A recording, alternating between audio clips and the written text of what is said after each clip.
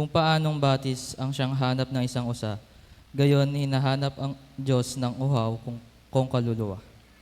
Nananabik ako sa Diyos na buhay, walang iba kailan kaya maaring sa presensya mo'y sumamba. Tayo pong lahat. Sa Sa Diyos Diyos ako'y ako'y may tiwala, siyang aking aasahan. Magpupuri akong muli, pupurihin walang humpay. Ang aking tagapagligtas, ang Diyos na walang hanggan. Awit ng pagsamba. Stand up for Jesus.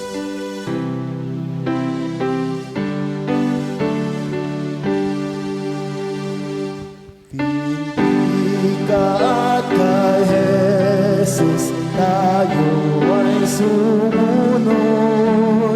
Wali ng pagkatakot sa pakikihabok. Tayo'y naninindihan, taong karamihan, at nakikipaglaban na di ka tatahan.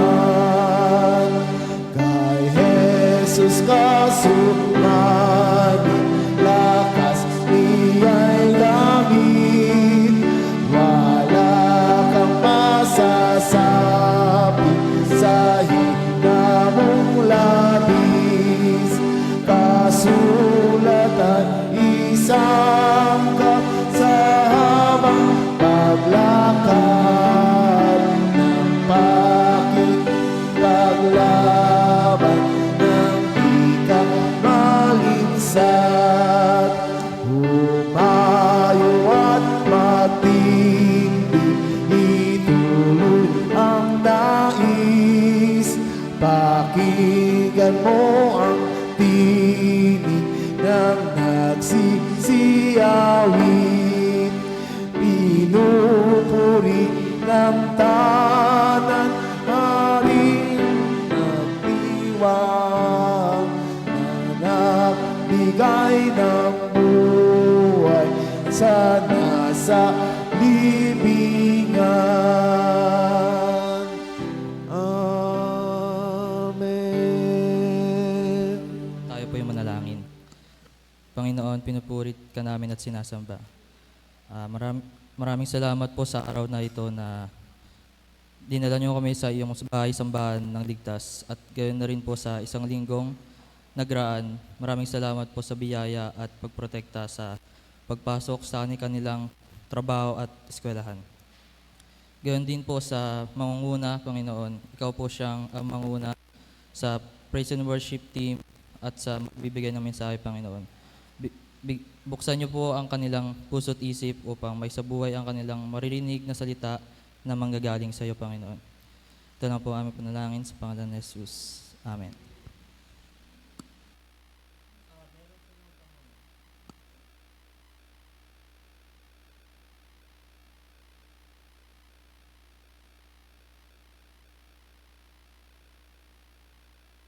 Ayan, magandang umaga po sa ating lahat at mapagpalang araw po. So, bago po yung papurit pagsamba natin ay magkakaroon po muna ng maikling testimony ang bawat nag-delegate po sa Summer Institute po nung nakaraang buwan. Yan. So, isa po sa magte-testimony po. Hindi po delegate but officer po sa naganap na Summer Institute yun. So, una po sa lahat ay i-testimony ko po yung pasasalamat ko po sa ating Panginoon na ginabay niya po ang buong workers, officer, ganoon na rin po yung ang mga tumulong po sa pagsasagawa ng ating event para sa ating mga kabataan. Yun. So, yung pinakatumatak po sa akin na mensahe po is yung sa last na topic po, yun sa reshare po, yun, yung kay Pastor Joel po. So, yung point niya po doon is tatlo. God empowers, enable, and equip. Yun. So, parang nakita ko po yung kung paano po kumilos yung Panginoon habang naghahanda po kami sa Summer Institute po. Kasi bago lang din po kaming mga officer na parang medyo yung iba po di pa po sanay sa pag-organize ng ganong event. But nakita po namin yung pag-move ni Lord, na yung pag-empower niya sa amin, yung pag-equip niya, yung pag-enable niya sa bawat officer. Nakita namin yung kung paano niya pinave yung daan para maging matagumpay yung financially, yan, sobrang-sobra po yun. So, yun po. Pasasalamat po sa ating Panginoon ang aking testimony po. Yun lang po.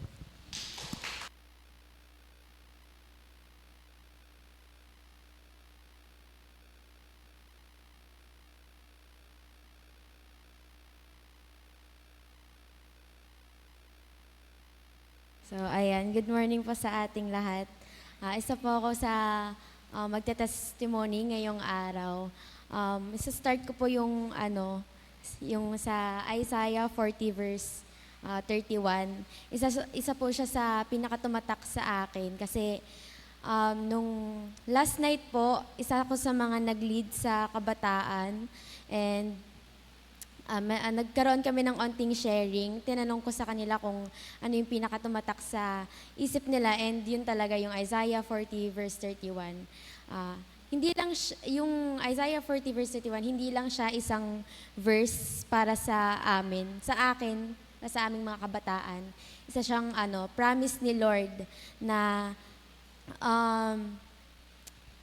yung strength ni Lord, kahit na tayong mga tao, alam naman natin na meron tayong mga limitations, yung strength ni Lord, hindi siya napapagod, hindi siya nawawala, palaging nandyan si Lord para sa atin. Isa yun sa pinaka-testimony, kasi marami rin pong parang nagbago, kaya isa rin po yun sa yung tema namin na refresh, kasi parang nanibago po kami sa SYC namin na andito po sa church na, ayun, simula po nung first day, kahit na mainit, ramdam na ramdam yung presence ni Lord. Nung second day, tapos nung last day, ayun. Isa po sa pinaka nagbuhay, nag-refresh ng soul namin is yung naganap na SYC. Kaya ang goal po namin ngayon mga kabataan ay i-reshare yung mga natutunan namin at ipakita sa lahat ng tao na meron tayong tunay na Diyos. Yun lang po.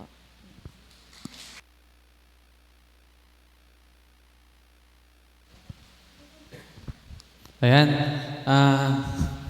And God is good. And all the time. And tayo po magstayo at purihin po natin ang Panginoon sa awiting ng umaga na po na to.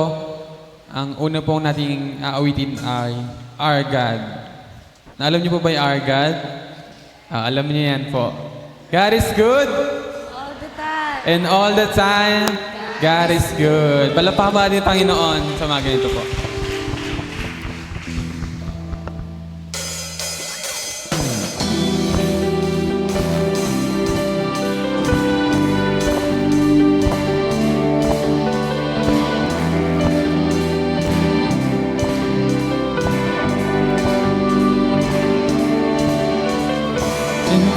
Turn into wine. Open the eyes of the blind. There's no one like you, none like you. Into the darkness to shine. Out of the ashes we rise. There's no one like you, none like you. Our God is greater, our God is stronger. God, you are higher than any other. Our God is healer, awesome in power. Our God, our God.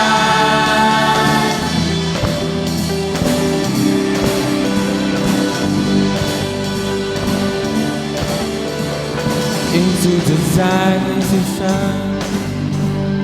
Out of the eyes of your eyes, there's no one like you, none like you. Our God is greater, our God is stronger. God, you are higher than any other. Our God is healer, awesome in power. Our God, our God. Our God is greater, our God is stronger. God, you are higher than any other. Our God is healer, awesome in power. Our God, our God.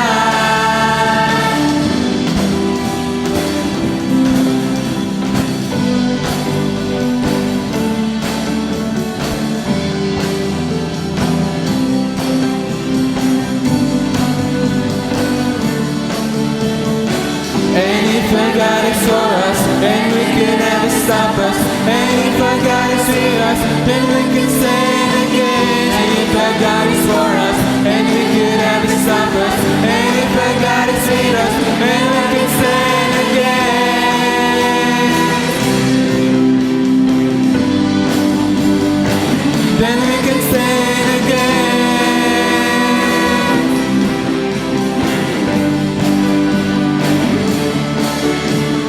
Our God is greater, our God is stronger. God, you are higher than any other. Our God is healer, awesome in power. Our God, our God. Our God is greater, our God is stronger. God, you are higher than any other. Our God is healer, awesome in power. Our God, our God. Yes, Lord. Hallelujah. Thank you, Lord. Your God is greater. Our God is stronger. Salamat, Lord, sa umagang ito.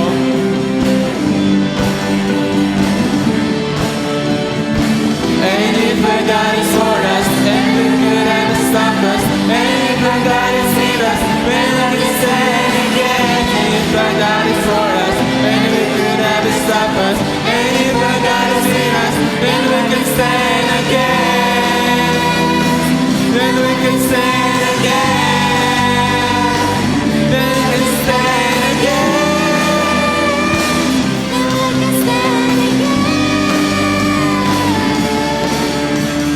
Our God is greater, our God is stronger.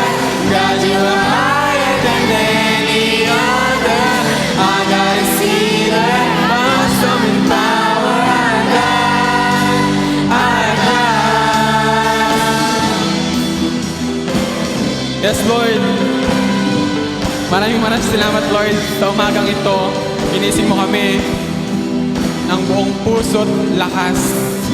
Ikaw ang papupurihan namin sa umagang ito because our God is greater, our God is stronger. Maraming salamat, Lord. Sa pangalawa po nating pagkanta, Hope of All Hearts. Alam niyo pa ba yung Hope of All Hearts? Bale, anting share lang po dahil simula bata ko, parang ito na yung ito yung lagi kong naririnig sa mga kuya ko. Pinanganak din kami Methodista simula bata kami, simula sa lolo at lola namin. Then, every time na kinakanta nila to na, sabi ko, wala naman ako alam, kasi bata pa naman ako nun. Wala akong alam kung ano ba talaga yung pinaka-lyrics dun. Then growing up, na habang nire-realize ko na pinapakinggan ko siya pag bumabiyaya ko, pag pumapasok sa trabaho, yung Hope of All Hearts, isa siyang testimony sa atin bilang Kristiyano kasi sa lahat ng bagay, sa lahat ng aspeto ng ating buhay, we can praise our Lord sa kahit anong paraan, sa pagkanta, sa pagsayaw, sa pagpalakpak lang, sa pagtayo, sa pasasalamat, sa pagpray. That's our way to praise our Lord. Kaya nga sabi niya dyan sa ating lyrics na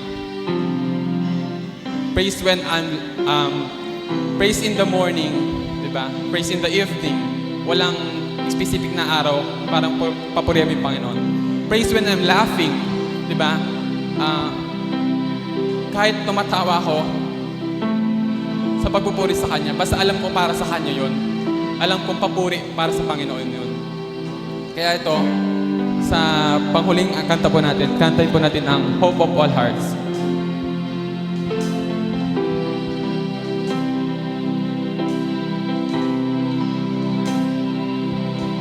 When the world may fade, you will remain in the midst of the trial. You will always be our sin. Our God never fails. Our God never fails.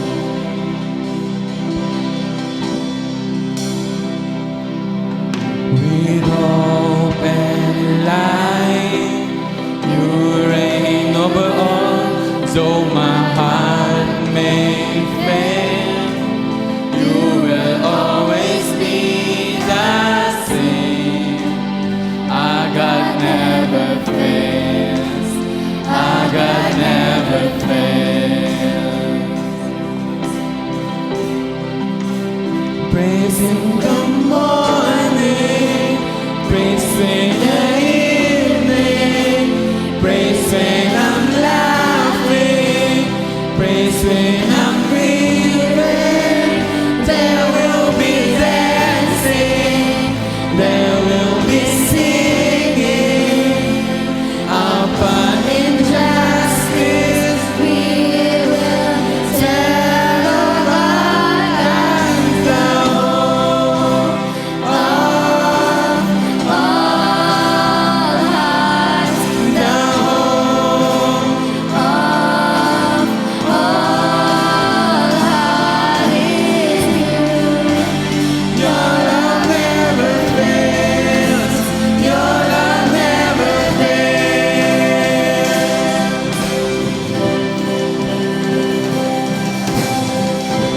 And light, you reign over all. Though my heart may fail, you will always be the same. Our God never fails. Our God never fails. Praise in the morning. Praise in the morning. Praise in the evening. Praise when I'm laughing. Praise when I'm grieving. There will be dancing. There will be singing. Upon injustice we will tell of our God, the hope of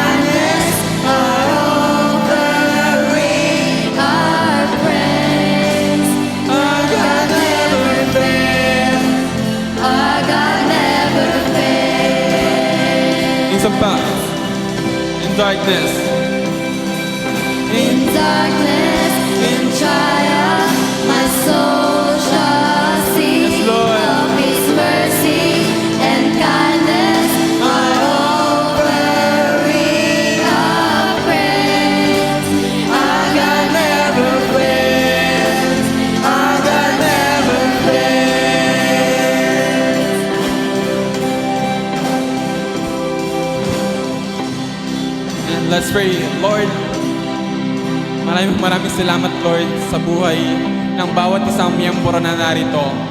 Hipuin mo ang puso't isip nila. Galingin mo ang mga karamdaman, kasakitan, mga bigat sa puso at mga bigat sa katawan. Ikaw mag-heal, ikaw mag-uplift sa mga buhay nila. Pinagpipray ko rin mga tao sa labas, Lord, ng simbahan na ito. Ang dami nangyayari, Lord, no? Pero alam ko, in the end, ikaw yung papapurihan namin, ikaw yung sasambahin namin. Bigyan mo sila ng katalinuhan, kasiglahan, kapayapaan sa dalawang sentro ng nangyayari sa labas, sa loob man o ng simbahan, sa labas man simbahan, sa paaralan man, sa trabaho man, sa pangkabuhayan man, ikaw yung gumabay, ikaw yung sumentro. Dahil alam namin, Lord, na you will make way sa lahat ng bagay. You never fail. You never fail. Our God never fail. Our God is never failing. Every time na nandiyan ka, kumikilos sa buhay namin, nagiging blessing, nagiging 100% sure kami na malalampasan namin mga problema namin. Kaya sa umaga ito, ikaw yung sumentro sa amin. Ikaw yung magpakita sa harap namin. Sa pamamagitan ng pagsasalita, pagkanta, mga mensahe ng buhay. Alam kong ikaw yung makikita namin na ito yung Lord na pinapapurihan namin. Ito yung Lord na sinasamba namin. Ito yung Diyos na dakila. Ito yung Diyos na tapat. Ito yung Diyos ng aking Ama. Ito yung Diyos na buhay. Ito yung Diyos na mahal ko. Kaya sa umagang ito, patawarin mo kami sa aming mga kasalanan. Linisin mo at puso't isip namin. Ikaw pa rin papupurihan namin ngayon, bukas at magpakailanman. Maraming salamat, Lord. Ito ang aming mga samot panalangin sa pangalan ni Jesus. Amen. Magandang umaga po sa ating lahat.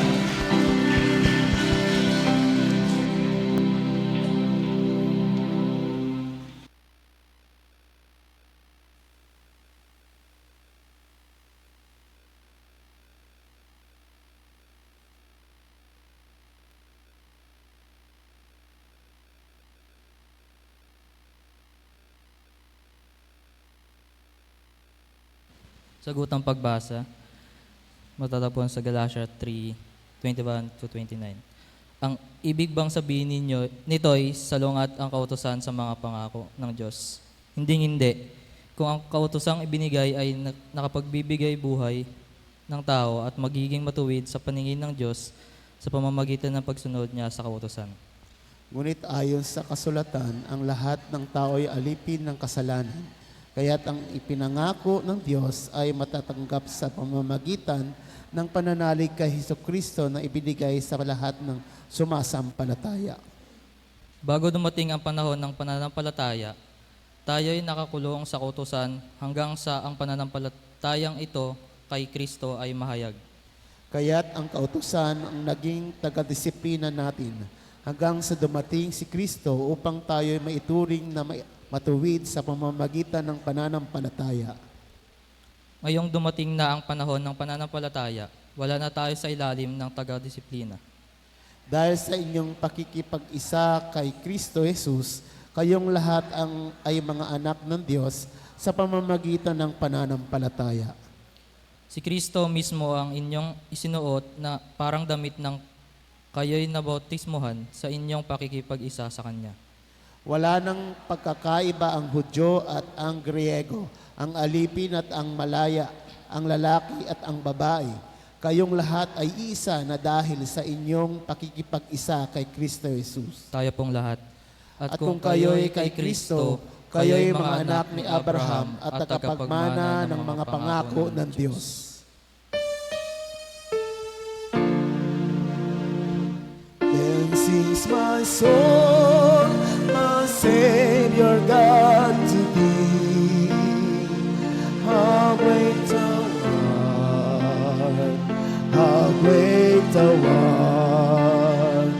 Then sings my soul, my Savior God to thee. How great thou art, how great the one. Para po sa pagbati at payag. Praise God. Isang pinagpapalang umaga po sa ating lahat. Ngitian natin yung ating mga katabi. At tayo po ay bumabati sa lahat ng ating mga kapatid, kaibigan, kamag-anak, kasama natin sa online. Palakpakan po natin si Lord. Glory to God. Today is June 22 at another week ay matapos na natin ang buwan ng June. Ang ibig sabihin, nakalahatian na natin ang taong 2025. Napakabilis po ng panahon. Second Sunday after Pentecost, patuloy nating kinikilala ang kapangyarihan ng Banal na Espiritu na siya pong sumasa atin lagi, tumatahan sa atin sa lahat ng panahon at pagkakataon. Nagagalak po nating ibalita na kahapon po ay nakapunta po tayo sa Preda Home for Boys. 32 young boys po ang ating pong na-bless. Nadalaw po natin sila, kasama po natin ang Rojas family na siya pong sponsor po natin. Si Sister Junette ay birthday po niya kahapon at bahagi ng kanyang celebration ay nagdala po sila doon ng gifts at siyempre po pagkain. So maganda pong spirit na mag-share tayo tuwing mayroon tayong pagpapasalamat sa Panginoon. With us kahapon ay si Escape Federation President, si Jaja, at kasama din si Kapitan Aidalina. Kasama po niyang ilang members ng Subic Metro Executive Lions Club. At nabigyan po natin ng tokens of gifts, may t-shirt, pang-uniform po yung ating pong mga kabataan doon. Next target po natin ay sa Home for Girls. Mayroon na pong nagbigay ng, namili na po sila at ilang pairs na po ng t-shirt at saka palda, tapos may nagbibigay po ng cash. Ang target po natin, Home for Girls. Kung gusto po ninyong maging bahagi doon para sabay-sabay na makabili, kung magbigay po kayo ng cash, magbigay na lang po kayo kay Teacher Casey o sa ating pong mga officers. Then, i-announce po natin yung pagpunta para po mayaya po namin kayo na makapunta po tayo doon sa Home for Girls sa Preda. So, yun po yung ating pong mga announcement. Pasalamat po tayo sa Panginoon sa Kanya pong mga biyaya na tayo po ay patuloy na gamitin ng Panginoon at magpapatuloy po tayo sa paglilingkod. Tayo pong lahat ay yumuko. Tayo po ay manalangin. Glory to God. Hallelujah. Abba, Father, we come to your presence. We recognize your loving presence in this place. Thank you, Holy Spirit. Salamat po sapagkat hindi mo lang po pinangako na ikaw ay lagi namin kasama. Pinangako mo po na hindi niyo po kami iwan. Sinasamahan niyo po kami sa lahat ng yugto ng aming buhay at ng aming paglilingkod. Thank you, Lord, for the opening of school year 2025-2026 sa aming pong mga kabataan, sa mga anak na nagsimula na po ang kanila pong pag-aaral. Maraming salamat po sapagkat alam po namin isa na namang matagumpay na pag-aaral ang ipagkakalob mo. Ganon din po sa aming outreach sa pamagitan ng Castelios Elders Gate Learning Center na siya pong paglilingkod na ginagawa namin sa pamagitan ng mga bata, ng mga learners na ipinagkakatiwala sa school. Salamat po ng marami. Again, O God, dalangin namin ang mga biyaya mo para sa mga pangangailangan ng aming mga mahal sa buhay, sa aming mga anak na nag-aaral.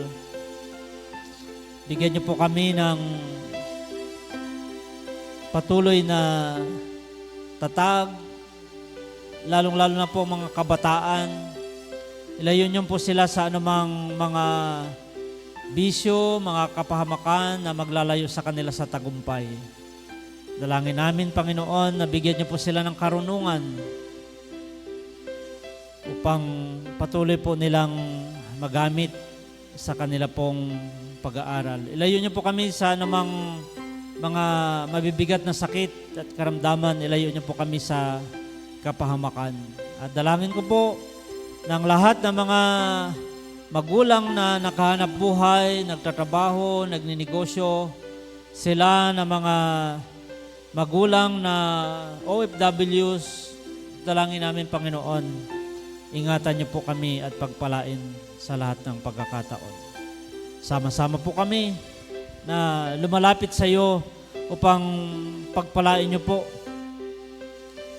ang lahat ng mga pagpapagal ng iyo pong mga anak. Lagi pong ang pangako mo, pinagpapala niyo po ang gawa ng aming mga kamay. Maraming salamat po. Nanalangin po kami sa lahat ng mga pinagdadaan ng mga pagsubok, mga problema. Nandiyan ka, Panginoon, at alam po namin na pagtatagumpayin niyo po kami. Lalong-lalo na po sa larangan ng pagkakasakit sa mga karamdaman. Dinadalangin namin sila na mayroong mga sakit, may mga karamdaman, Panginoon. Salamat po. Alam namin ang mayroong kaming Diyos na nagpapagaling. You are our Jehovah Rapha. And we claim healing by the power of your stripes on the cross. Salamat sa pagkatalam po namin. Pinagpapala niyo po. Dinadampi mo ang iyong mga kamay sa mga ipinapanalangin naming mayroong mga karamdaman. Pagpalain niyo po kaming lahat. Kami po ay nagsusumamo na pagpalain niyo po ang aming iglesia. Bless niyo po ang kabuuan ng Filipino Evangelical Methodist Church, ang aming mga pastors, deaconesses, leaders, local churches.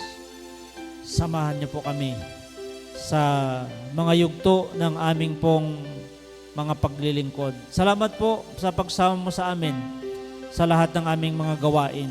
At dalangin namin, Panginoon, patuloy niyo po kaming pagpalain, magampanan ang ipinagkatiwala mong ministeryo po sa Castillejos Methodist Church. Lord, nakikipanalangin po kami sa lahat ng mga nanalangin ng kapayapaan, ang mga kaguluhan sa iba't ibang panig ng mundo, lalong-lalo na po ang kasalukuyan sa Israel at sa Iran at sa iba't ibang dako na mayroong pong nagbabadya ng kaguluhan. You are the God of peace. Alam po namin na ayaw mo ang mga nangyaring ito sa kapaligiran, sa buong mundo, maging sa kaguluhan ng sitwasyon sa aming bansang Pilipinas. Amin pong ipinagkatiwala ang pagpapala mo para sa lahat ng mga ito.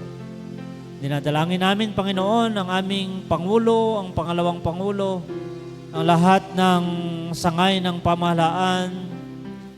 I-bless nyo, Panginoon, ang lahat ng pamunuan ng mga local government unit sa lahat ng probinsya, munisipyo at sa lahat ng barangay. Pagpalain niyo po, Panginoon, ang Barangay San Juan sa kanila pong pagpapasalamat sa pagdiriwang ng fiesta ng barangay. We speak, Panginoon, ang pagkakaisa, kaayusan, katahimikan at kasaganaan para sa barangay na nakakasakop ng aming simbahan. Dalangin ko rin po ang mga personal prayers ng aking mga kapatid. Pagpalain niyo po ang mga nagpapasalamat sa kanila pong mga kaarawan. Nakikipanalangin po kami sa Lopez family, kaarawan ngayon po ng ina ng tahanan, si Sister Jenita Lopez. At sa lahat ng mayroong mga pagpapasalamat sa iyo, wedding anniversaries, o pagpapasalamat sa mga pagpapala mo, tinanggap na tagumpay, mga blessing na lagi mong ipinagkakaloob. Salamat po sa trono ng iyong biyaya. Alam po namin na lahat ng mga panalangin na ito ay iyong tutugunin. Sapagkat ang lahat ng ito ay pinapanalangin namin sa matamis at makapangyarihang pangalan ng aming Panginoong Kristo lamang. Amen. Amen. Oh, prayer, sweet hour of prayer that calls me from the world of fear and meets me at my Father's throne. Make all my wants and wishes known. In seasons of distress I weep, my soul has often found relief, and all escape the tempter's name by thy return, sweet hour of prayer.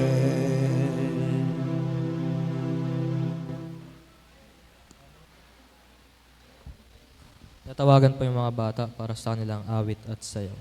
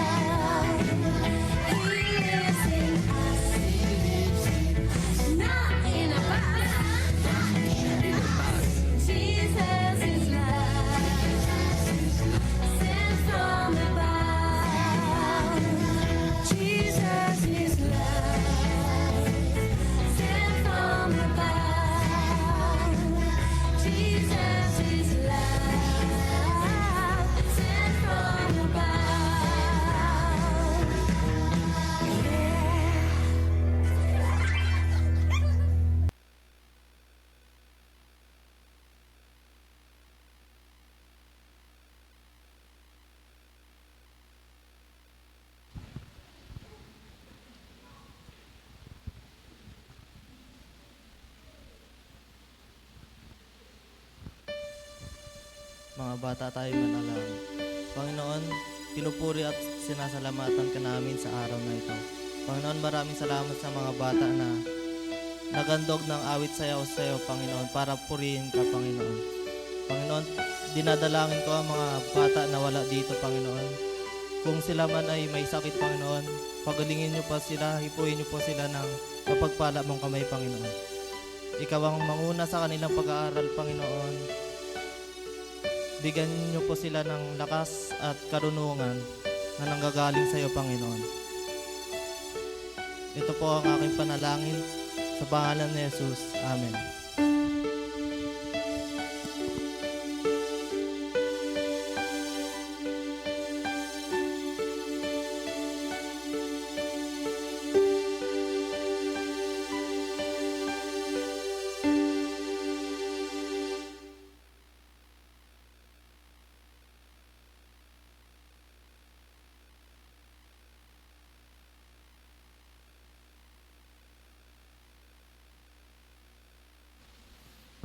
Buksan po natin ang ating mga Biblia at sama niya po ang magbasa sa unang pagbasa na sa matatagpuan sa Unang Hari, chapter 19, verses 1 to 15. Ito po ang sinasabi.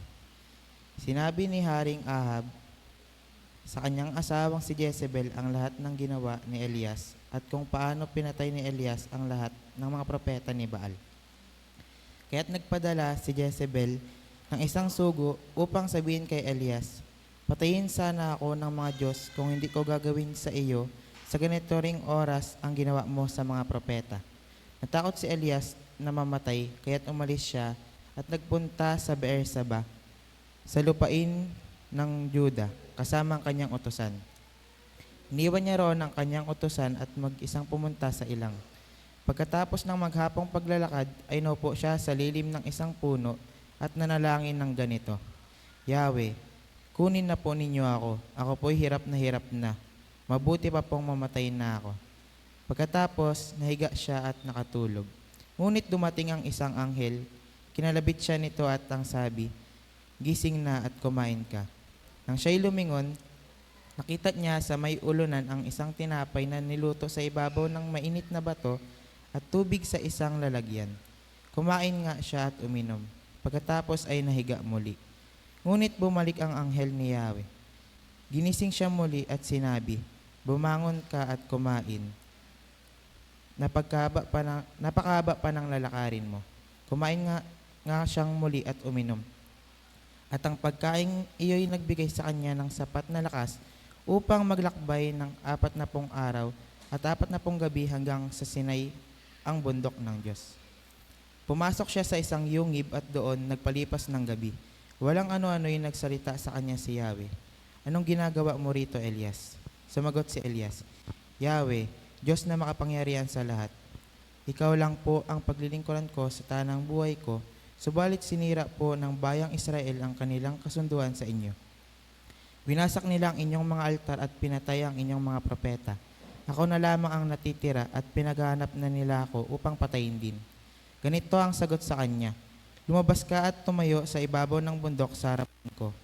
Pagkasabi nito'y dumaan si Yahweh at umihip ang napakalakas ng hangin.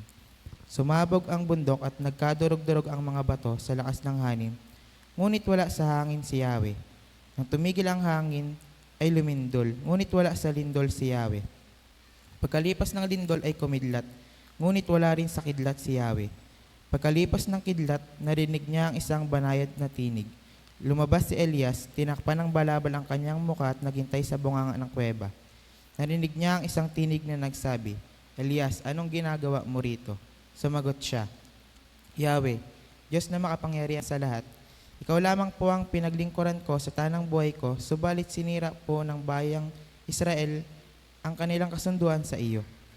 Winasak nila ang iyong mga altar at pinatay ang inyong mga propeta. Ako na lamang ang natitira at pinaghahanap nila ako upang patayin din. Sinabi sa kanya ni Yahweh, bumalik ka sa ilang na malapit sa Damasco. Pagkatapos, pumasok ka sa lungsod at buhusan mo ng langis si Hazael bilang hari ng Syria.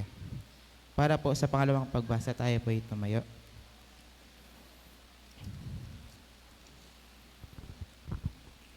Basahin po natin ang Lucas chapter 8 verses 26 to 39. Ito po ang sinasabi. Dumaong sila sa lupain ng mga Geraseno, katapat ng Galilea sa kabilang ibayo ng lawa. Pagbaba ni Jesus sa bangka, sinalubong siya ng isang lalaking taga roon na sinasapian ng mga demonyo.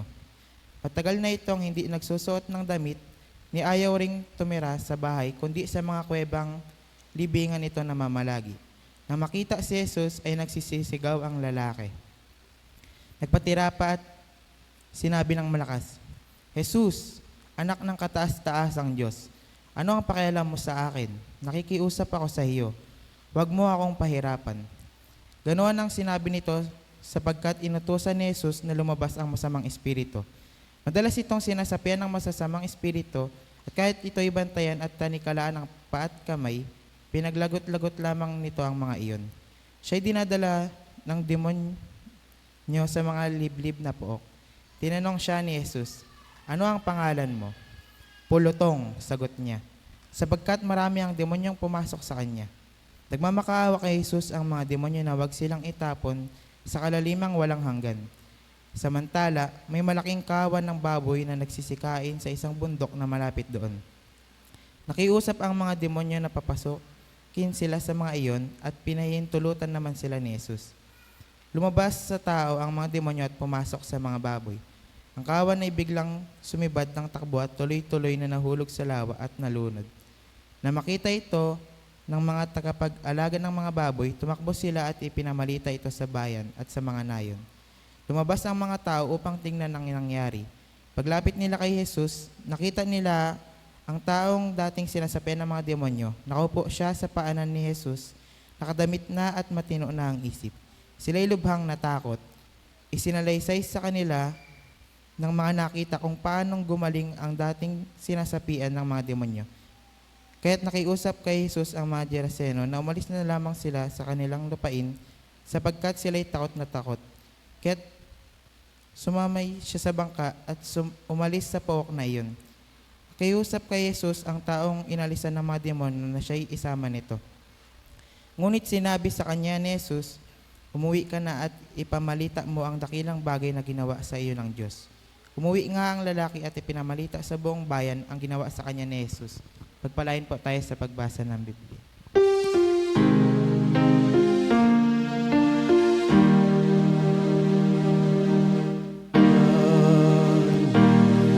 Salamat to my feet and the light unto my path. Thy word is a lamp unto my feet and a light unto my path.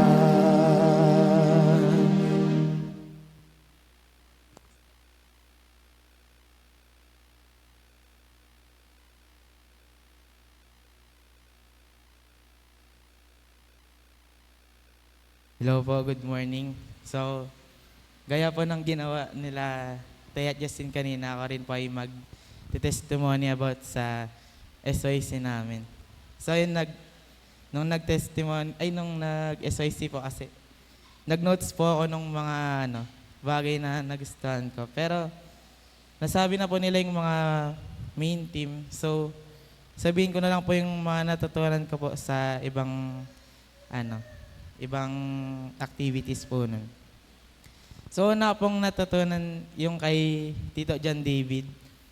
Since, new generation tayo, more on technology tayo. So, most of us is gumagamit naman na po ng social media. So, sinabi niya po na mas maganda po na gamitin natin yon para mag-share ng Word of God. And ayun po, maging responsible po tayo sa mga post natin. And next po yung sa performing arts. And madami po kasi ako nakikita na mga bata po, ganun, mga kabataan na nahihiya. Wag po tayo maya na gamitin yung binigay ni Lord sa atin para gamitin na mag-praise sa Kanya. Tapos po yung sa leadership po, yung sabi po ni Pastor Dexter na stand on your own po. Wag mo po isipin yung sinasabi ng iba. Ayun po. And yun po, sinabi ni Teacher Casey rin na hindi po mabubuhay ang simbahan kung wala pong mga bata. Kaya maganda po na marami rin po tayong alam sa Bible para pag nagtuturo po tayo sa mga bata, mas clear po yung approach po natin sa kanila. And lastly po, yung kay Pastor Pastor Lester po, yung sa music ministry po, since part po ako dun, natutunan ko po na yung God really wants to hear our worship. Yun po. And gamitin po natin yung talent natin sa Kanya, wag po tayong mahiya. Ayan. Tas tumatak po sa akin yung verse na sinabi niya na, "These people honor me with their lips, pero yung heart po nila ay malayo sa akin." Ayun po, wala pong parang wala pong purpose yung pagkanta natin kung hindi naman na talaga natin inaari sa Kanya yung song. And yun po, yung pinaka-lesson na lead the people not to sing, lead the people to see Jesus. Yun po sabi ni Matt Redman. Yun lang po, thank you po.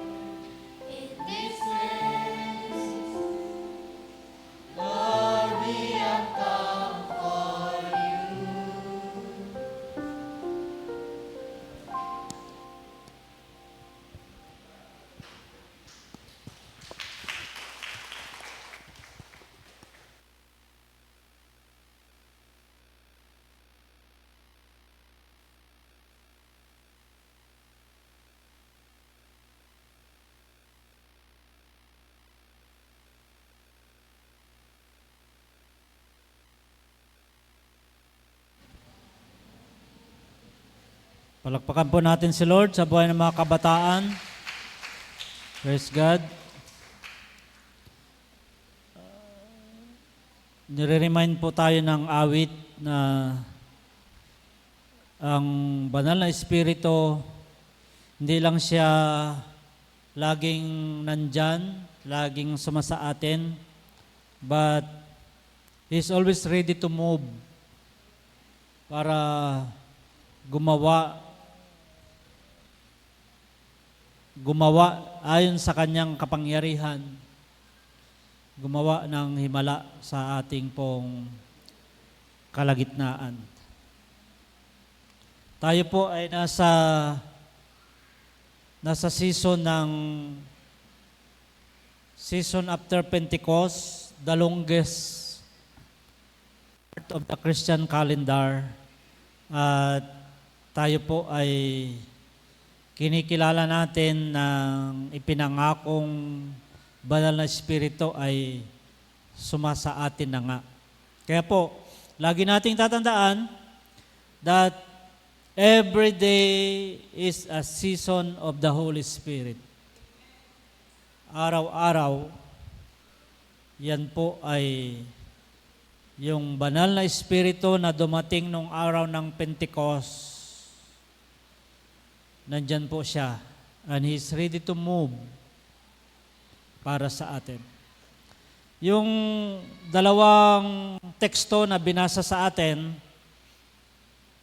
I just focus on the story of the Old Testament, yung story ni Prophet Elijah. Yung story dyan ay pinamagatan na broken by fear. Sa 1 Kings chapter 19 verse 1 to 15. Basahin ko po yung ilang parts. Pakinggan po natin. Magsimula po ako sa verse 2. Kaya't nagpadala si Jezebel ng isang sugo upang sabihin kay Elias, patayin sana ako ng mga Diyos kung hindi ko gagawin sa iyo sa ganito ring oras ang ginawa mo sa mga propeta. Natakot si Elias na mamatay, kaya't umalis siya at nagpunta sa Beersheba, sa lupain ng Huda, kasama ang kanyang utusan. Iniwan niya roon ang kanyang utusan at mag-isang pumunta sa ilang. Pagkatapos ng maghapong paglalakad, naupo siya sa ilalim ng isang puno at nanalangin ng ganito, Yahweh, kunin na po ninyo ako. Ako po'y hirap na. Mabuti na pong mamatay na ako. Pagkatapos nahiga siya at nakatulog, ngunit dumating ang isang anghel. Kinalabit siya nito at nagsabi, gising na at kumain ka. Nang siya'y lumingon, nakita niya sa mga ulunan niya ang isang tinapay na niluto sa ibabaw ng mainit na bato at tubig sa isang lalagyan.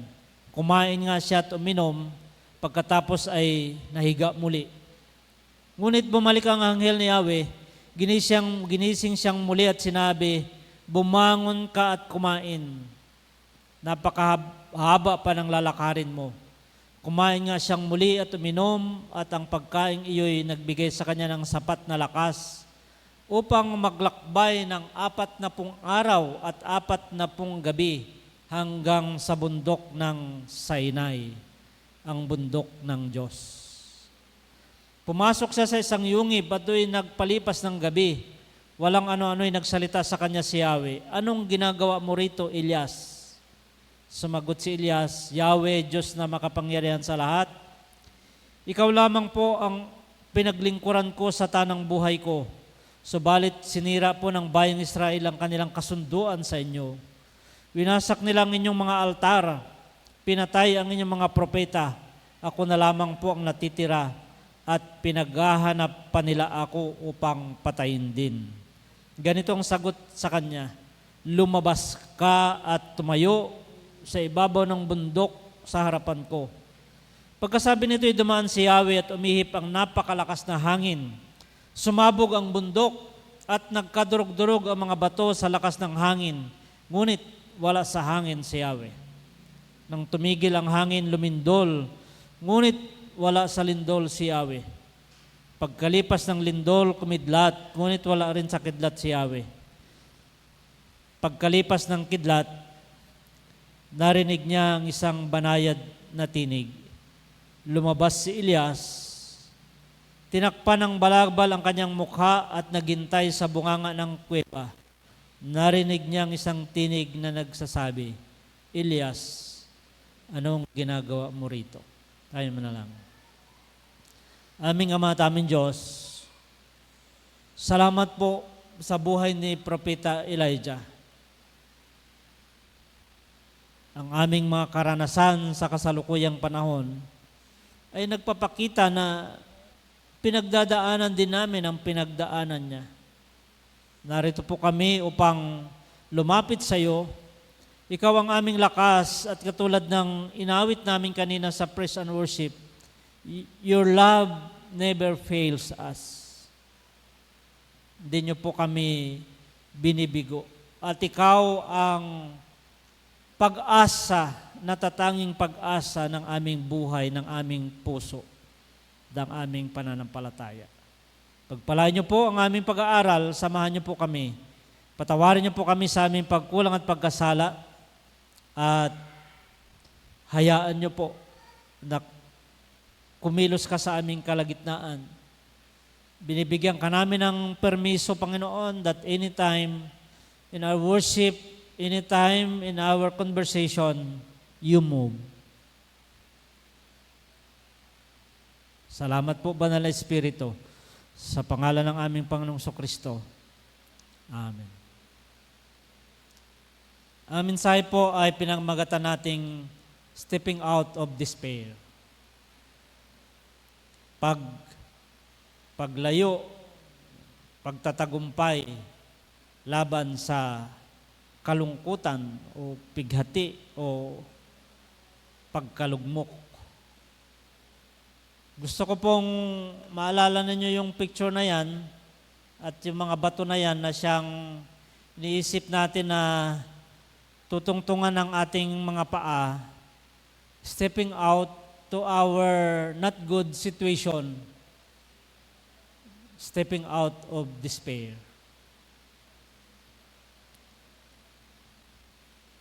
Ang dictionary ay nagpaliwanag ng despair ay is the complete loss or absence of hope.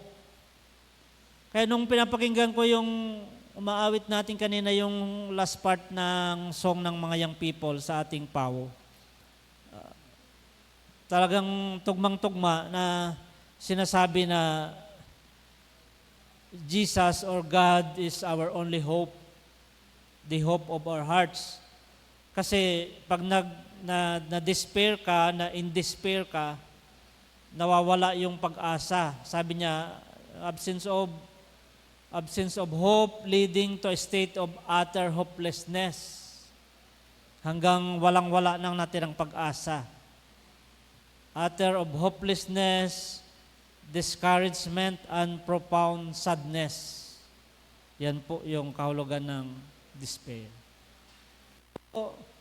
Katulad ni Elijah, isang propeta, isang sobrang ipinakita yung kanyang kasaysayan na matagumpay na propeta ng Panginoon. Yet, mayroong pagkakataon sa buhay niya na na-despair siya, nalungkot siya, nawalan siya ng pag-asa. At inisip niya na mas mabuti na lang na mamatay. Kaya pagpapansinin ninyo, yung parallel text sa New Testament ay yung kaaway din, pwede siyang mag-inflect through the bad spirit na alihan ng masamang espiritu at yun naman yung tignan natin yung situation ng inaalihan ng masamang espiritu doon na natagpuan ni Jesus. Pero hindi na natin siya masyadong pagtuunan ng pansin. Nakita ko lang po itong kay Charles Stanley. Sabi niya, in times of defeat, we never know how close we are to victory. In every moment of failure, God has planted a seed of success. Di ba yung may pagkakataon sa buhay natin na yung sumuko tayo. Kasi sobrang hindi na natin kaya. Pero magandang makita natin itong na minsan, doon sa pagkakataon na tayo ay sumuko, malapit na sana tayo sa tagumpay. Of course, lagi nating tatandaan na itong topic natin, itong pag-uusap natin, we cannot have victory over despair without God, without the Holy Spirit. Kaya yung inaano dyan ay baka konti na lang at yung konti na yon ay yung tulong dapat na hiningi natin sa Diyos, sa Banal na Espiritu para magkaroon tayo ng kunting lakas na lang para malapit na tayo dun sa tagumpay. Yet, we give up. Kaya minsan, yun yung natin. Pero, kahit doon sa pagkakataon na sabihin na nating nabigo tayo, ito po ang lagi nating tatandaan. God has planted a seed of success even in the midst of failure. Sabihin na nating bigo, sabihin na nating failure, pero ang Diyos, dahil sa Diyos ng tagumpay, lagi po siyang nag-iiwan na binhi ng tagumpay sa buhay natin. At yung binhi na yon, lagi siyang nandyan. Na sabi natin, the Holy Spirit is always with us and He is ready to move. Lagi nating balikan yung Genesis chapter 1. The earth was in total darkness and has no form. The Holy Spirit is hovering over the water and is ready to move. Nang sinabi ng Diyos na, let there be light, the power of the Holy Spirit spark and there is light. There was light. Kaya nandyan lagi nating tatandaan, kahit na pinakamatinding failure na pinagdaanan natin, God planted success, seed of success. Ito yung binasa ko po sa inyo, binabalikan natin na si Elijah, nakatanggap siya ng death threat, nakatanggap siya ng hindi magandang balita, at natamaan siya ng despair, ng discouragement. Sabi niya dyan, Elijah was afraid, na natakot siya. Kasi, di ba sabi natin, yung takot, nanganganak yan hanggang maging anxiety na. Kaya kailangan na mabantayan natin. Hanggang dumating siya sa point na, sabi niya dyan, nag-pray na siya kay Lord. Ano yung prayer niya? Lord, I have had enough. Take my life. I am no better than my ancestors. Diba? Mayroon tayong mga karanasan.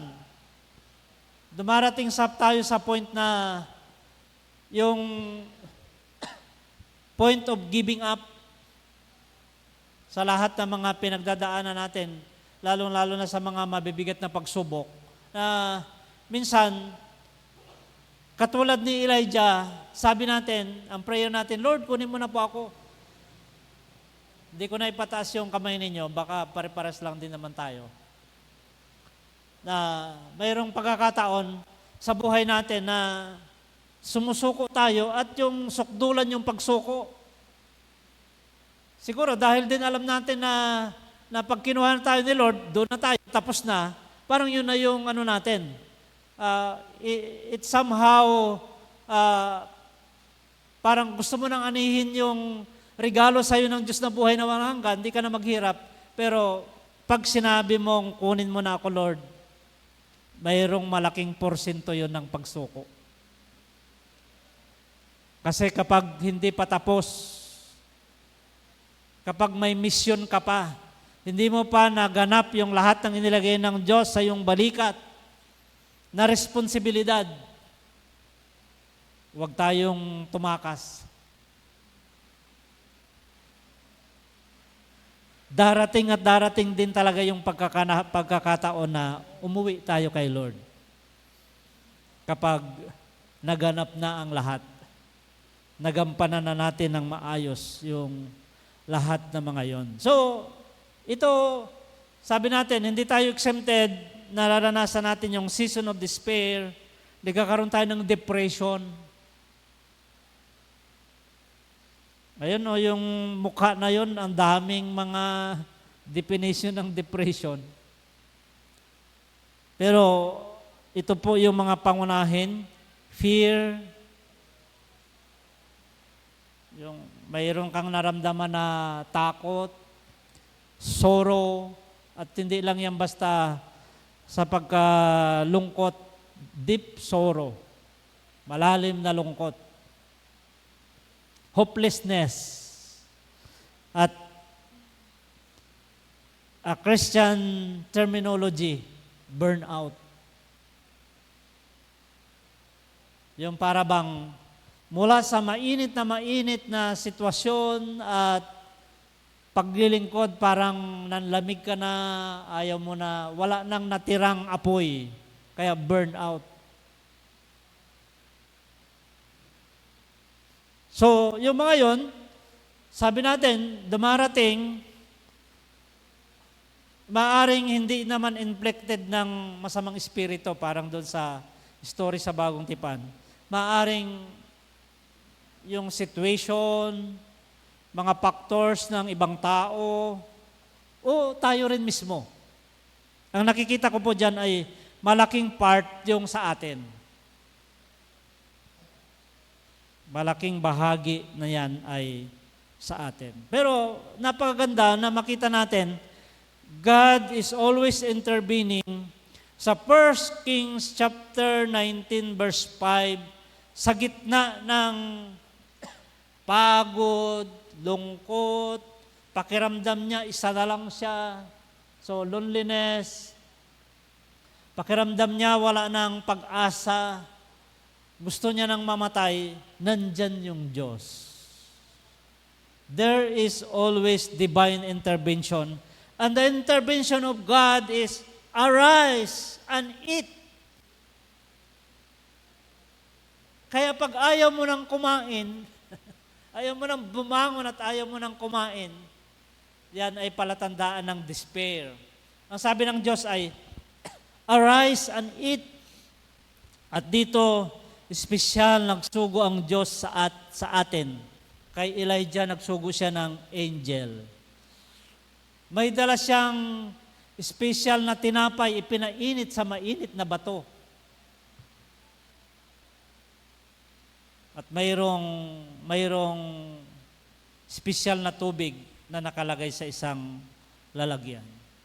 Nakikita natin ito na ang Diyos, ginagawa din niya ito sa atin lahat. Because may pagkakataon talaga sa buhay natin. Ako, pag-isipin ko mula nung bata ako hanggang nagpastor na ako,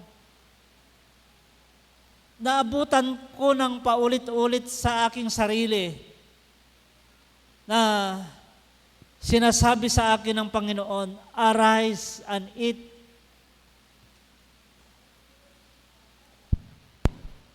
Kasi yung pakiramdam mo ay hapong-hapo ka, pagod na pagod ka, ayaw mo nang bumangon at ayaw mo nang kumain. Sabi niya dito, for the second time, ginising ng Diyos, and he arose and did eat and drink and went in the strength of that meat 40 days and 40 nights. So dinadala tayo ng season ng ating pagbulay-bulay sa ating sarili upang makapagbalik tayo.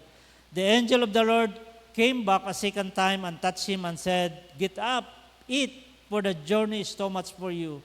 So he got up and ate and drank, strengthened by that food. He traveled 40 days and 40 nights until he reached Horeb o Sinai. Tanda natin, yung Horeb at saka Sinai is the same mountain of God. There he went into a cave and spent that night. So, mga kapatid,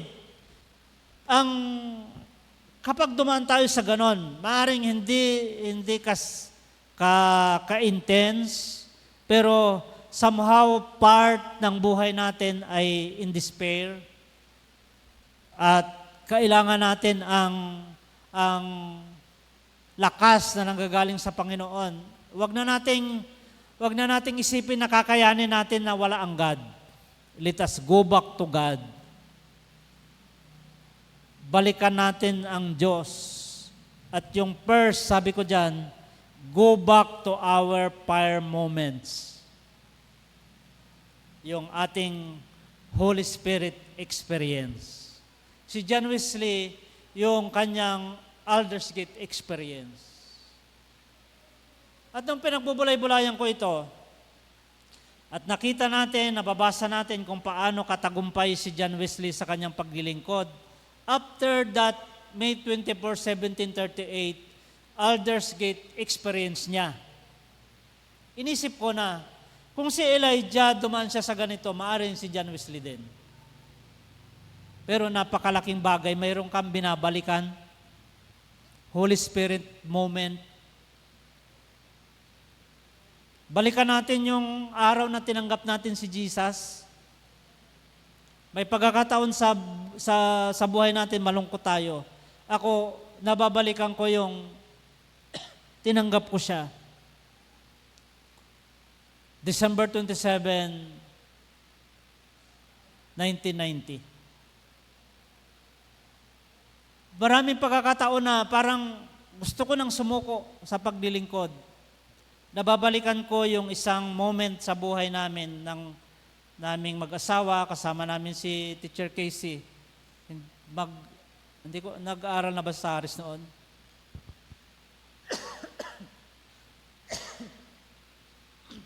Yung karanasan namin sa Encounter God Retreat, hindi makalimutan, October 28, 2008. Binabalikan natin yon. Kaya maganda yung nagjo-journal. Sino dito ang nagsusulat ng diary? Diba? Mahalaga yung kasi nailalagay mo yung yung malungkot ka, masaya ka, nailalagay mo yung tagumpay mo. Kasi mahalaga pala, kapag nasa in despair moment ka, balikan mo yung wag mong balikan yung malungkot. Balikan mo itong fire moments mo. Kasi yan yung yan yung kailangan mo. Yan yung kaya ginamit ng Panginoon. Balikan mo yung mga memory verses mo na makatulong sa iyo. Yan yung fire moments natin na binabalikan natin. Yung mga young people, yung kanilang mga CI last night experience. Dito, 'di ba, hindi matapos-tapos yung kanilang testimony sa kanilang summer youth camp. Balikan natin 'yon kasi iniisip natin na hindi rin tayo exempted. Ang daling isipin na si Elijah nga. Huwag nating isipin na hindi ako mahal ni Lord kasi ganito ang nangyayari sa akin, may pinagdadaanan ako ng ganito. Number 2, let us go back to our miracle moments. Let us go back to our supernatural moments with God. Mayroon tayong karanasan ng himala. Di ba? Mayroon po tayong yung mga katulad ko na subukang naoperahan at ang sabi ng doktor hindi namin maipangako ang tagumpay.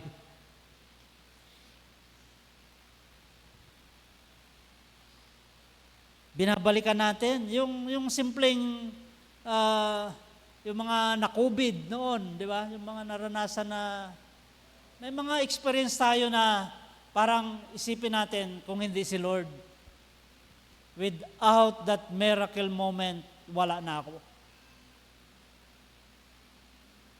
Hindi lang naman siguro sa sakit yan, yung mga nag-aaral naman, yung mga nag-aaral, di ba? Na akala natin, hindi natin matapos. Pero nandyan yung miracle moments. O itong last po. Go back to our winning moments. Our Mount Carmel experience. Ito yung hindi naman nakasabing eksakto kung ilang araw. Pero si Prophet Elijah, mayroon siyang katatapos na winning moment sa Mount Carmel. Nakipagtagisan siya ng kanyang pananampalataya. Alala natin, sa kabilang chapter lang, sa chapter 18 ng text natin. Sabi niya, para hindi na tayo magdala-dalawa ng isip, mayroong prophet si Baal, 450. Mayroong prophet si Asherah, 400. 850 lahat. Lahat sila, nag-alay sila ng toro dyan sa kabila. Mag-isa lang ni Prophet Elijah dito naman sa kabila. Sabi ni Elijah, kung sino yung sinunog ng apoy yung handog, to make the story short, maghapon, umaga hanggang alas 3 ng hapon, yung mga prophet ni Baal at ni Asherah, doon tinawag nilang Diyos nila pero walang apoy na dumating. 3 o'clock in the afternoon, that is the hour of offering. Sabi ni Elijah, buhusan natin ito ng tubig. Pati yung panggatong basa din yung toro. Pero sa prayer niya, bumaba ang apoy. So, this is the winning moment, this is the fire moment, this is the supernatural moment na naranasan ni Elijah.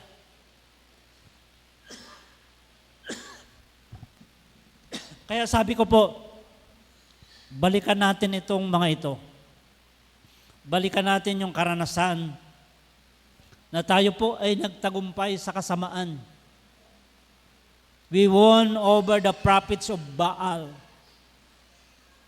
At nagtagumpay tayo sa ating mga buhay. Mayroon tayong laging Mount Carmel experience na babalikan sa atin. Because one time we lost or we failed, but many times we won. Maraming pagkakataon na pwede nating balikan upang tayo po ay magtagumpay. Kasi po available through the Holy Spirit, victory over chains of failures are always available. Maraming tanikala, pero lahat yan ay igugupo ng Panginoon. Mayroong special part doon sa pagkapanalo o the winning moment ni Elijah sa Mount Carmel. Mayroon po akong nakitang gusto ko mong i-share sa inyo. Kaya sabi ko, iniisip natin through this picture, stepping out of despair, that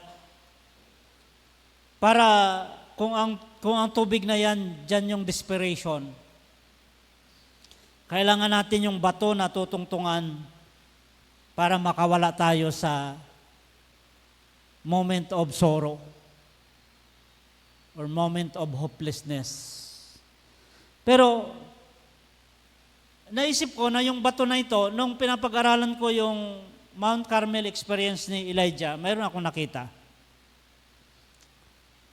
At yung nakita ko po na yun ay yung fixing the altar. Basahin natin.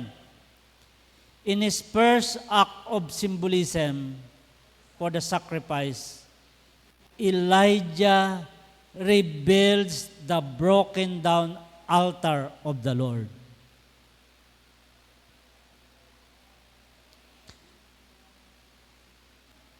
In the first act of symbolism for the sacrifice, Elijah rebuilds the broken down altar of the Lord, identifying each of 12 stones for the 12 tribes of Israel that God is building back and bringing back to Himself. Siya, symbolic. Naghanap siya ng 12 bato. Hindi niya inilagay para tungtungan ng paa niya, kundi nag-build po siya ng altar. Each one, sa bawat bato, pinapangalanan niya ng pangalan ng tribe. Kasi symbolic nawasak yung 12 tribes of Israel. So yun yung kanyang ginawa. To get the fire, you need to repair the altar. Kaya sa atin, itong Castillejos Methodist Church, yung pagka-rebuild natin ng altar, hindi lang yan special project ng Project Solomon. Lagi po ninyong tandaan yan. Hindi lang yan special project, tinawag nating Project Solomon. It is also a spiritual, symbolic act of faith that in this church, we rebuild the altar. At yun nga, ang unang part, para dumating yung apoy ay we need to repair the altar. Kaya sabi ko, yung mga bato na yon hindi para tungtungan ng paa, kundi isa-isa nating ilagay upang mabuo natin yung altar ng Diyos na siyang pag-aalaya natin ng ating buhay. And surely, the fire, the Holy Spirit, the blessing of God will come to us for us to step out of this desperation. Ng takot, ng kalungkutan, ng hopelessness, ng ano pa man na nararanasan natin. But today, that stone is not for the 12 tribes of Israel. Yung tayo mismo, gawin natin personal. Yung mga bato na yan na i-repair natin, pag-aalayan ng ating pagtitiwala sa Diyos, yung ating pananampalataya mismo. Yung one stone na yun ay yung faith natin. Yung trust natin kay God.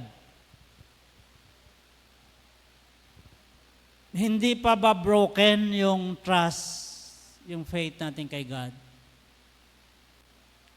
The stone of worship, yung pagsamba, in our quiet time, in our personal worship, in our corporate worship, yung katulad nito, we need to repair, and that one stone is worship. The other stone is the stone of prayer. Kailangan nating balikan.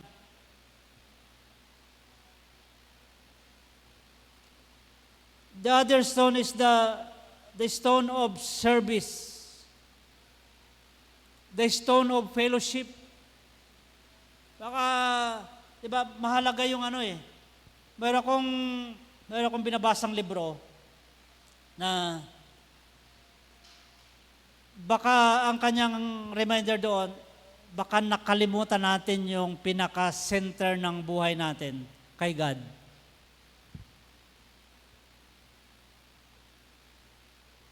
we are so much busy in doing many things.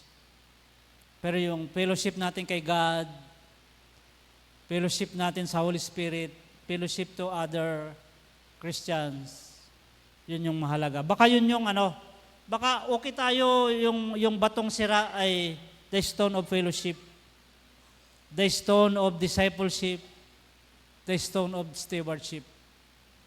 Baka bungi-bungi na yung pagkakaloob natin sa Panginoon. Or you have a special stone na wala dito. Pero yung lahat ng mga yan yung mga bato na inilalagay natin sa ayos. And there he built an altar to the Lord and called upon the name of the Lord.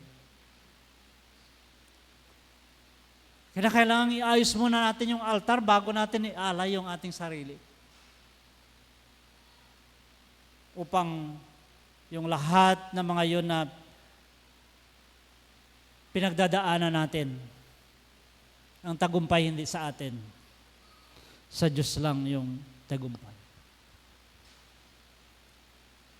Mayroon isang young people sa Bani. Nakita ko, sobrang matagumpay siya. Diyan po siya, hindi ko alam yung eksaktong company, nagtatrabaho sa SBMA. Pinapadala siya, nagtitraining sa Japan. Pero nagkaroon siya ng sakit.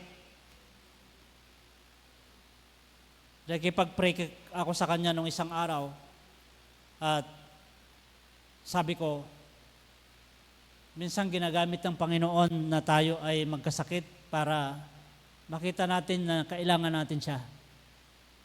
At kung minsan ay sobra na tayong pagod, kailangan natin ng magpahinga. Kagabi, habang inaayos ko yung mensahe na ito, nakakita ko ng post niya, yung young people na ito. At yung nakalagay sa caption niya, take your time, recharge, and come back stronger.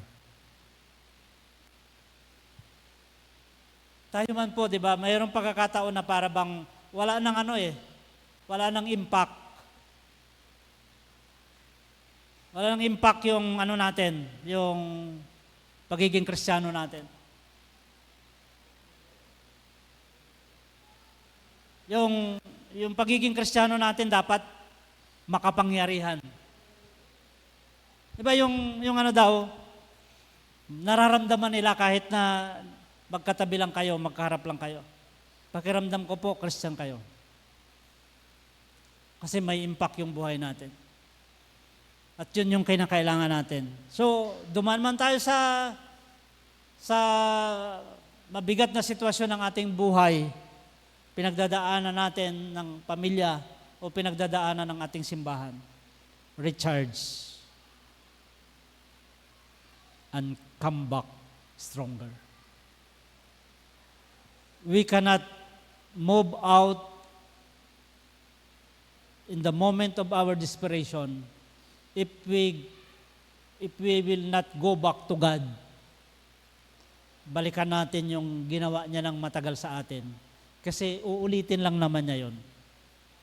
Yung tagumpay na ipagkakalob niya sa atin. 1 Kings chapter 18 verse 38-39. Ito yung time na yung apoy ay tumupok sa offering ni Elijah.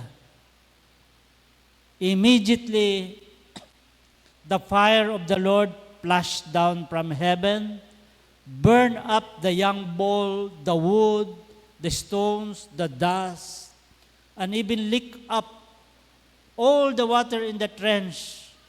And when all the people saw it, they fell face down on the ground and cried out, "The Lord, He is God." Yes, the Lord is God. Ganun na lang yung pagbubunyi ng mga tao nung makita nila kung anong himala ang ginawa ng Panginoon. Kasi po,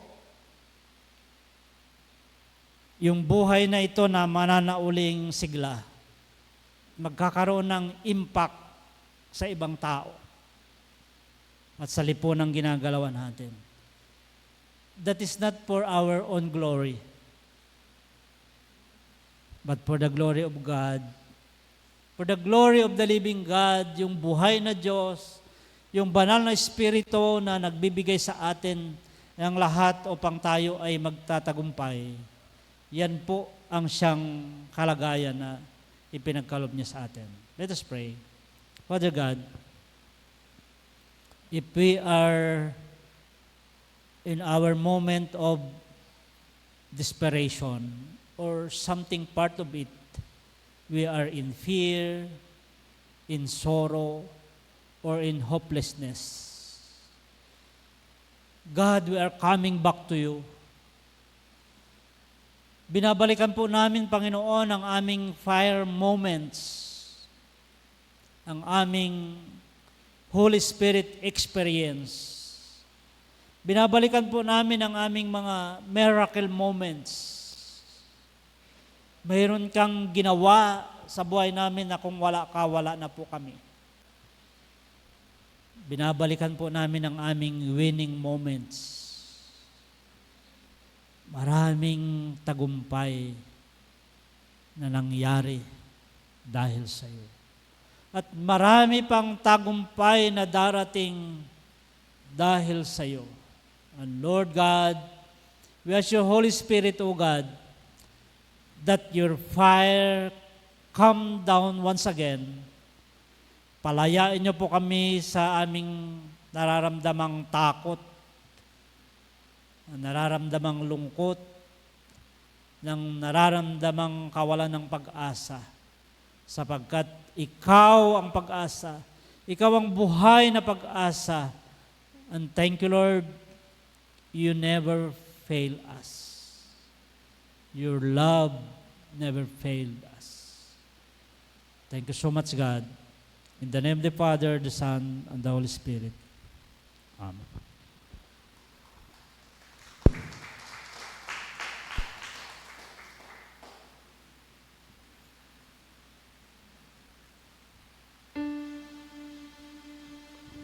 Sa panahon po tayo na paghahandog.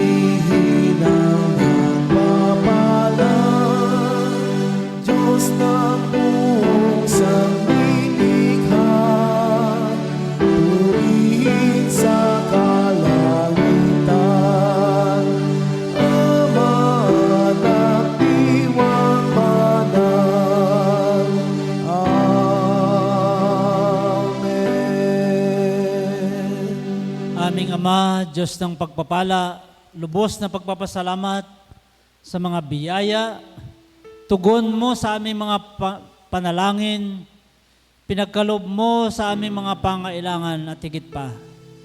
Salamat po. Through these offerings, we are repairing the altar of stewardship. Salamat po dahil nandyan ka at hindi niyo po kami pababayaan. May pangako ka na masaganang buhay, isang ganap at kasesayang buhay para sa aming lahat. Pagpalain niyo po mga pagkalob na ito. Magbalik sa iyong mga anak, siksik, liglig, maapaw na biyaya. Sa pangalan ng aming Panginoong Kristo. Amen at amen.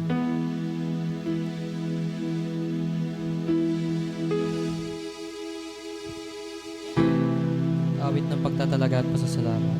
You are my hiding place.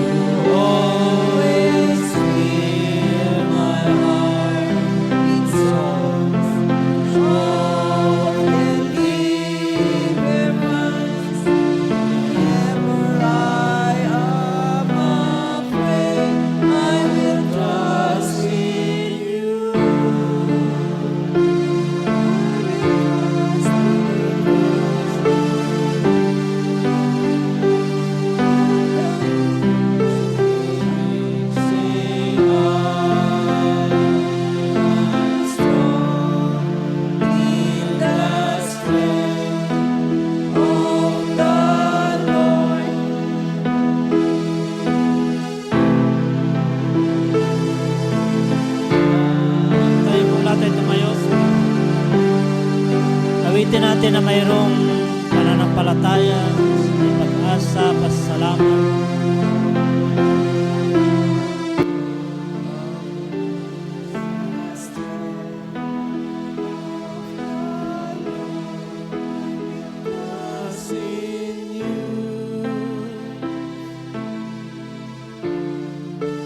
Trust in you. Let the weak say I am strong in the strength of the Lord.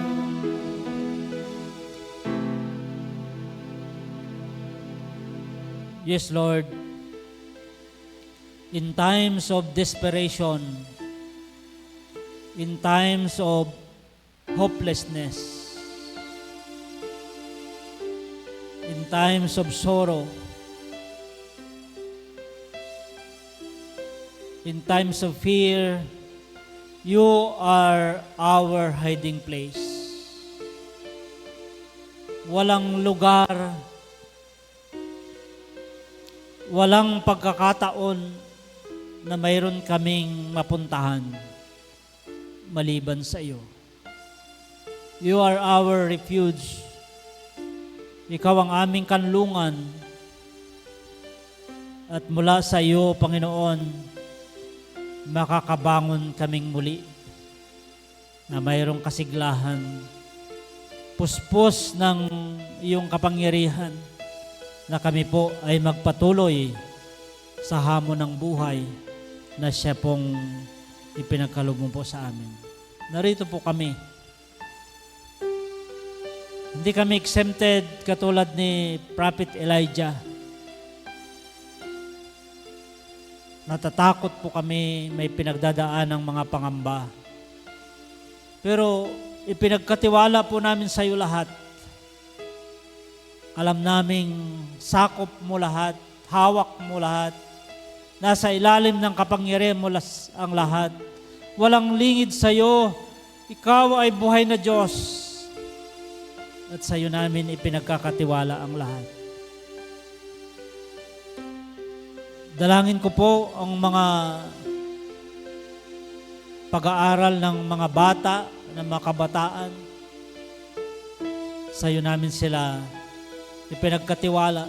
Alam namin na kahit hindi namin alam kung ano yung susunod na bukas, ang alam namin, hawak mo ang bukas. At kami po, sa iyo po kami nagtitiwala. Ganon din sa lahat ng aming mga pangangailangan. Ganon din sa lahat ng aming kalagayan. Dalangin namin ang aming mga pangarap. Hindi para sa aming sarili, kundi upang maparangalan ka na aming Diyos. Dalangin din namin, Panginoon, ang aming kaligtasan. Ingatan niyo po kami. Sa iyo namin ipinagkatiwala ang lahat ng mga bagay na makapagpapahamak sa amin. Sa iyo kami po nanganganlong at alam po namin na pagpapalain niyo po kami. Lord, sa amin pong pagtatapos, aking pong sinasamahan ng aking mga kapatid na mayroong mga personal na panalangin. Yakapin niyo po kami. Yakapin niyo po kaming mahigpit. Marinig namin, Panginoon, yung sinabi mo kay Elijah, "Arise and eat."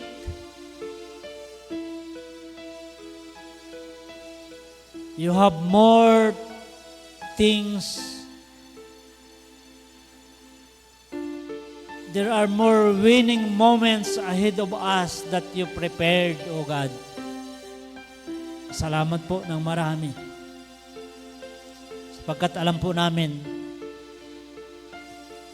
dahil hindi mo kami bibiguin, hindi kami binibigo ng iyong pag-ibig, tulungan niyo po kami na hindi rin namin mabigo ang iyong expectation sa amin. Sa pamamagitan mo, magkaroon ng panibagong yugto ang aming paglilingkod. Katulad ng ipinangako namin sa iyo noong aming pong church anniversary. We are in the same mission, but we are on the new season. The new season of serving you, O God. Ang banal na mong Espiritu, ang siya nawang lumagi sa amin, samahan kami upang aming magampanan ng buong husay na iyong kalulugdan ang aming paglilingkod sa iyo. Sama-sama po kaming magpasalamat. Ito po ang aming mga panalangin sa matamis at makapangyarihang pangalan ng aming Panginoong Kristo. Amen at amen. Mga kapatid, kinukupkup tayong lagi ng pag-ibig ng Diyos na walang hanggan. Gumagawa ng himala ang Diyos sa pamagitan ng kanyang kapangyarihang sumasa atin. Maranasan natin ang lahat ng kanyang pangako at nag-uumapaw na biyaya. Tanggapin natin lahat ito sa pangalan ng Ama, ng Anak, ng Banal na Espiritu. Amen. Amen.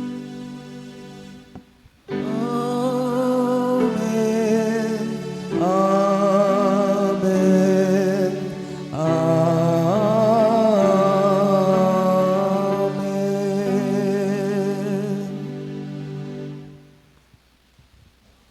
Palakpakan natin si Lord. Hallelujah. Praise God. Praise God.